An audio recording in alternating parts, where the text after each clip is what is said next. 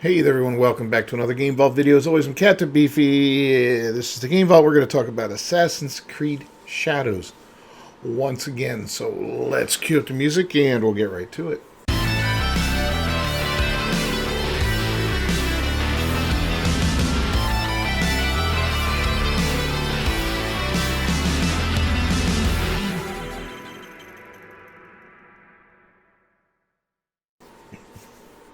So, got a couple little stories today from thatparkplace.com. Senior writer for Assassin's Creed Shadows declared there's more than enough games out there with white men as the only playable characters. Let's do better. Who wrote that? Why, Giles Armstrong did that. Giles Armstrong, who also wrote some of Horizon Forbidden West, which was another disappointing woke fest. I mean, I enjoyed the original Horizon game. I enjoyed the second one. But the wokiness got to be very annoying in it and frustrating. And look right there at the very end of he proclaims his pronouns. So, yeah. I'm sorry, but if you've got your pronouns in your profile, in my point of view, you get zero respect from me if you feel the need to put that in there. I mean, honestly, you really do. I don't know what kind of weird badge of honor that is amongst these people that do it. But for me, zero freaking respect. Giles, zero. You look like a homo that lives in Canada and, wants to live out his fantasy with self-insertion in video games. I don't know. Whatever the case may be, Giles, you suck. You really do suck. So, let's go back to this. Armstrong announced he was a senior writer on Assassin's Creed Shadows after the game's trailer debuted yesterday. He wrote on X, "Now that Ubisoft Sofia has been confirmed working on it, I can finally reveal that I was a senior writer on Assassin's Creed Shadows, working under the guidance of Ubisoft Quebec," I guess the Canadian part, right, "and excellent Alyssa Massenmind. I can tell you, you're all in for a treat." Back in 2018, Armstrong reacted to a video of actor Chadwick Boseman surprising Black Panther fans, writing, "Hey game dev, when I say in our meetings that representation matters, well, see for yourself. Everyone wants to see a positive version of themselves on screen. Everyone. There's more than enough games out there with white men as the only playable characters. Let's do better." So this is an old thing from 2018. Okay, well, even so, I'm so tired of this. These freaking white women like him. Oh, I'm sorry, white man in this case, like him, stating that there's too much white male representation in gaming. First off, white men built gaming. Without the white kids playing the games, the white boys back in the 80s, the 90s, and all that, yeah, lately it's definitely crossed over into many different cultures and all that. But especially, y'all want to call Asian people white now for whatever reason. They weren't white before, but now they're white for some reason to you, even though, I don't know. White generally represents, the European peoples, right? But for some reason, these woke creeps and idiots like Giles Armstrong like to lump the Asians in there. So, anyway, here's his little tweet about that, talking about the different studios and all that. And we'll look at some of the comments. Here you got Pete Stewart sucking on him. Oh. Here we've got Fed Up Majority. At any point when writing this game, did you think that you should consider making the protagonist a Japanese man in the first game in the series set in feudal Japan? Was there any point in time that you thought maybe it's a touch racist to write in an obvious DEI ploy? And more. We've waited 15 years for an AC game in Japan, and when we get it, you guys place a black dude as the main character. I feel really sorry for the Japanese people. They deserve better than this DEI nonsense. What's better than a he-him homosexual to write a game about samurais? Well, you're going to be disappointed there, Oliveira. So yeah, don't disappoint us way too late, Mohammed. Anyway. So yeah, there's a lot of pushback, and there's a lot of people sucking on him for this. And, well, good job there, Giles. We're going to see what happens when this game comes out. I'd love to take a look and see where the trailer is right now ratio-wise. Maybe we'll do that before the end of the video. But let's get back to this story here. Armstrong's body of work consists of a number of Assassin's Creed games. Aside from Shadows, he worked on Mirage, Valhalla, Dawn of Ragnarok, Marvel's Guardians of the Galaxy, Destruction All-Stars, Tropico 6, Horizon Forbidden West, Atlas Fallen, and others. Assassin's Creed Shadows follows the story of Yasuki and Naoi. An explainer trailer featuring game director Charles Benoit and associate narrative director Brooke Davies from Ubisoft provided insight into the characters and why they were chosen. Benoit began with our dual protagonists. We have two fantasies, a samurai and a shinobi. We want the player to experience both, and we cannot squeeze both fantasies into one character because the samurai and shinobi come from different social classes. They have different lives, so we cannot really mix them together. Davies then added, the historical character of Yasuki presented a really exciting opportunity for the DEI department. I mean the narrative team. We approached it in the same way that so much of the work is done in Assassin's Creed, which is really in terms of research and history first. Not a lot is known about him, but what we did know, or what we do know, is that he arrived in Japan in 1579, right when our game starts, and that he had relationships with some of the most interesting people in our settings, like Oda Nobunaga, the Portuguese, and the Jesuits, which made him sort of tantalizing and enticing from a narrative perspective to come in and start weaving these facts with story in between. But he wasn't a samurai, guys. And this is really the crucial center of this whole argument. So it really doesn't matter if this guy was real or not. We can all agree that he was real. Whether or not he was a samurai is arguable. I would say probably not. That's not something... You don't just become a samurai. You know, the samurai is it just boggles the mind that people think, oh yeah, he just went over there, he became a samurai. You know, it's like, oh, he moved to Florida, he became a carpenter. No, you don't do it like that. That's not the way it works. So he was never a samurai. I don't care how much people want to romanticize him, how many things they want to make silly little animes about him and write books about him and glorify this character and all that. I mean, you saw the war going on Wikipedia when this game was announced a couple of days ago, where people were changing the entry about him constantly to try to fit this stupid, ignorant narrative. So not only do we have a black male character playing the samurai who should, in essence, be a Japanese samurai. There's plenty of real samurais that have existed throughout history and that lived in that time period that you could have based a story on. Then we have a female shinobi? Come on, guys. The diversity, you know... People say, oh, you guys are getting mad over nothing. It's not getting mad over nothing. It's not getting mad that he's black or the other one's a woman. It's a mad that this is a constant, silly, stupid thing, and it's insulting, right? It's insulting. And, I'm pretty much done with Ubisoft at this time.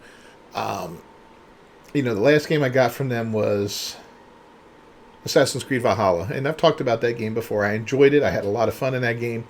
But there were times in that game that it kicked me right out of the game with their stupid gayness and stuff like that and their woke agenda. It was just absolutely ridiculous, annoying, and just, it takes you right out of the game. It's like, I go one mission, right? This one's funny. I go on this mission with this guy. I think if I remember the details of the mission correctly, either his family or his group was killed, taken, set upon by bandits or bad guys or whatever. So I agreed to help him out and go get these guys and kill them and get vengeance, right? So I do that and I help him out. We kill all these guys. Boom, boom, boom, loot them and all that. Cool. Everything's cool. But he's got nobody left, nowhere to go. I says, well, come back to my village and you can, live there and become part of the village because we're building a nice little village there in England. And it turns out he's a baker, So he's like, I'm a baker and I will bake things. And it's like, cool, man, thanks. Next time I go visit him, like, hey, how's it going? How you just in the village? He's like, oh, I'm doing great. I'm a baker now and all that. Hey, you want to have some gay sex? I'm like, what? Yeah, of course I'm ad-libbing here and making light of the whole thing, but that's where the conversation went. And you find yourself when you play these games, at least I did, it's like you try to avoid, like anytime you get in a conversation with a guy and you can feel it coming, you can feel the gayness coming on. It's like, we're going down this road. They want you to be butt buddies, and it's not going to happen this time, right? So you start going down the road, you have to really choose your answers carefully. Otherwise, boom, your character's gay. And you're like, no, I didn't want this. No. It's like getting killed in a boss fight. You're like, no, I got to go back up now and reload an old save before I was gay. It's so freaking stupid and tiring. I wouldn't be shocked if they put some gayness in on him, too, to be honest with you. God. Oh, but anyway, yeah, that's... that's that on there. I mean, that's all we're going to talk about on this one. But this one here, Assassin's Creed Shadows, Ubisoft hires LGBTQ plus activist as consultant who wants to challenge moral standards around transgenerational sex. What? Where is this going now?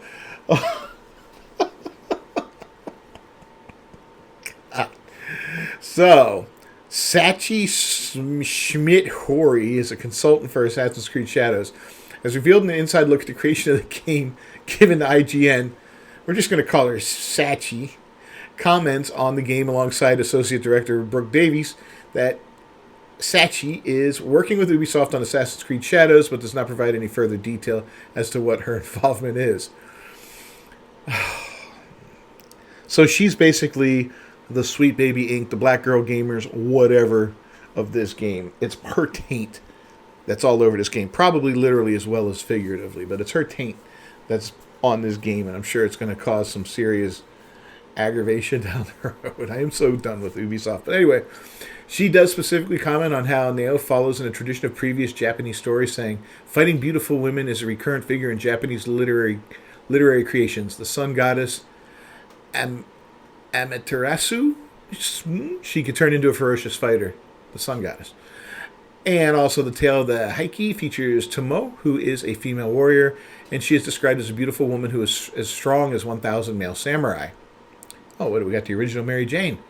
Neo, is some kind of following in the footsteps of her, she added. As for Yasuki, Sachi stated, Yasuki has been featured in many creative writings and media so far.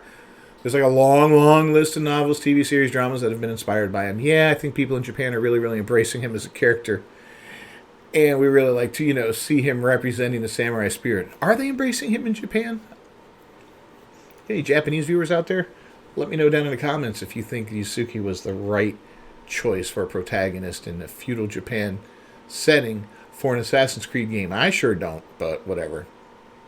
Outside of her work with Ubisoft on Assassin's Creed Shadows, Sachi is an associate professor at Dartmouth in the university's Arts and Science Department. Her biography on Dartmouth's website confirms she's an activist.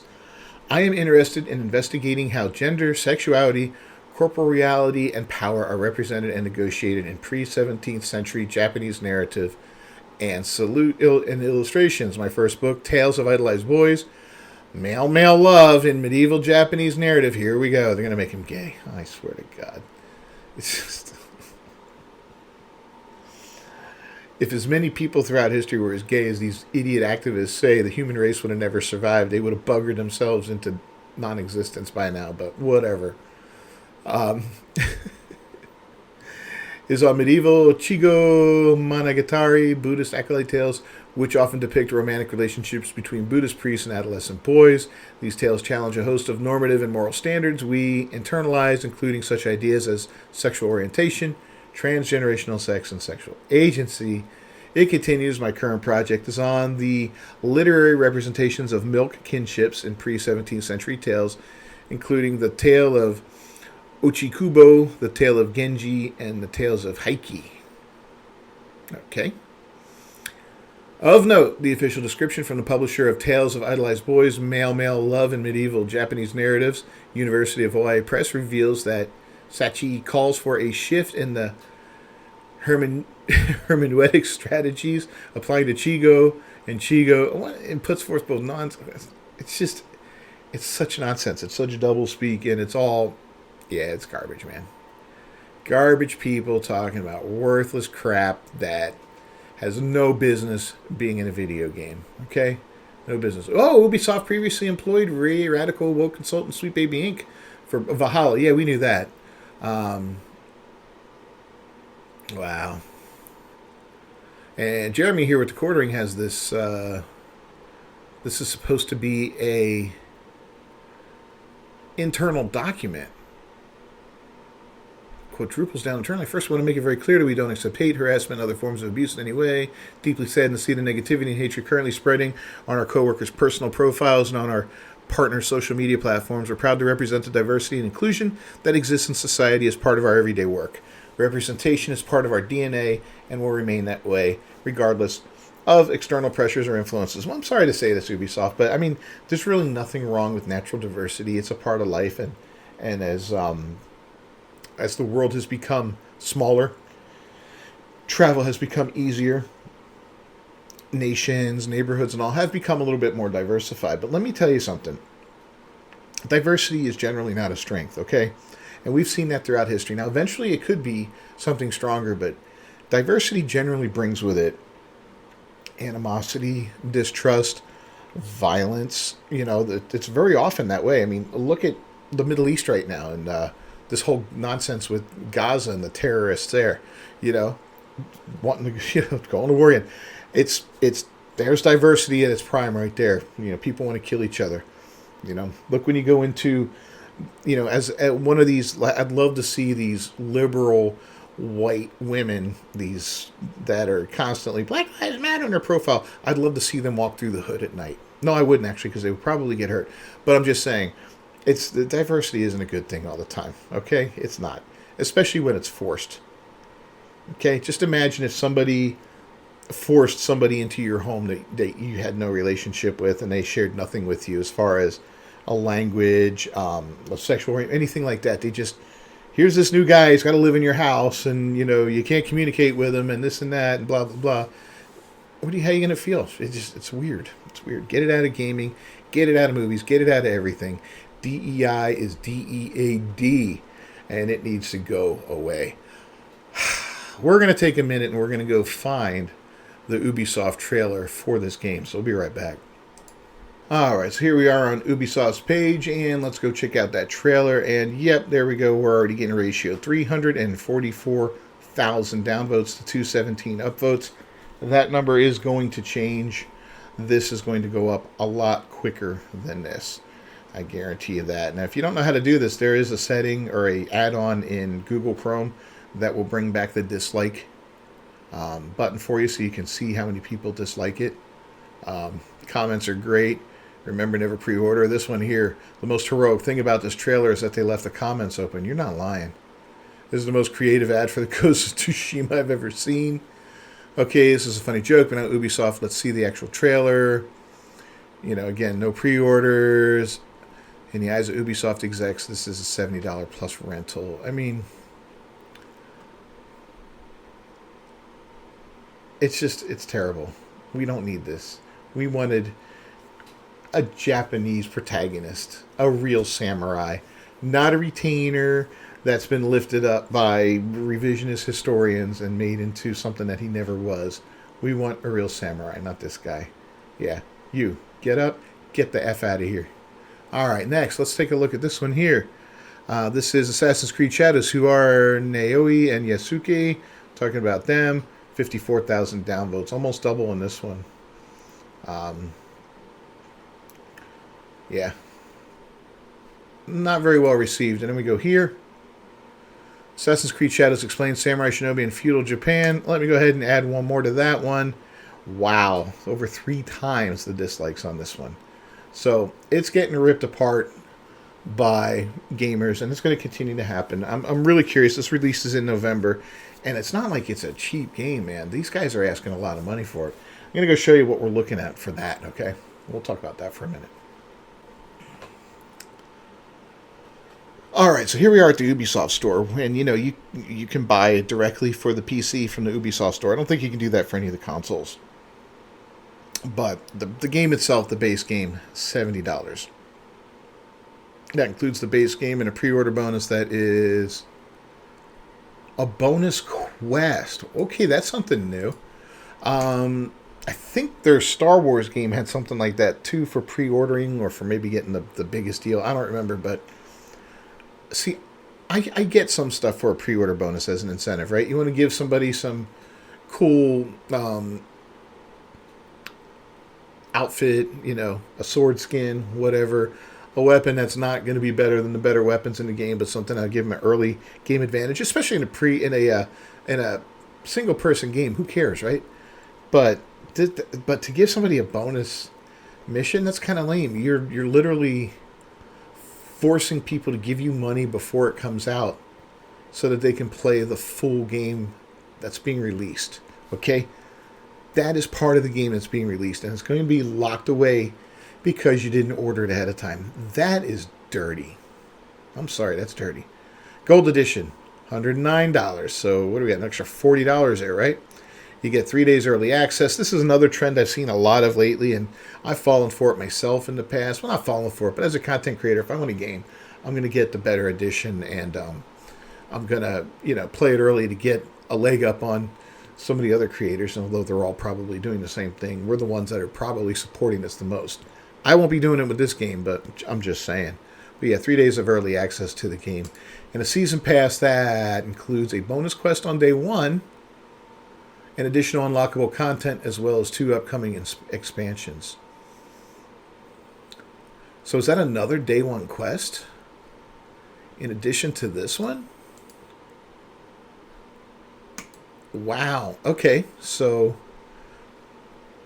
if you pre-order and spend an extra $40, then you get another day one quest that's already available that will be locked behind a $40 paywall. That's insane. That's insane. Then we got the Ultimate Edition for $129. Wow. That's a lot more money. That includes the season pass, 3 days early access, the pre-order, all that stuff. The only thing different is the Ultimate Pack. So this must be pretty insane, right? For the extra $20 over that. Let's see. Character pack, gear and weapon sets, the hideout pack, ornaments, 5 skill points, and a red dragon filter and photo mode. 5 skill points, so it gives you a little bit of extra progression for an extra $20. That's weak. That's about the weakest $20 I've seen. I mean, yeah, $129. But here's the kicker, right? And I guess Ubisoft does this now, and I'm sure we're going to see this more and more with gaming companies, and that's Ubisoft Plus, right? We've got Game Pass for Xbox. We got PlayStation Plus for PlayStation, but now we got Ubisoft Plus. Ubisoft Plus, hundreds of PC games, including new releases for $17.99 a month. And look at this, it gives you the Ultimate Edition. It doesn't give you the crappy edition, it gives you the Ultimate. So for $17.99 a month, $18 a month, you can play all these Ubisoft games, which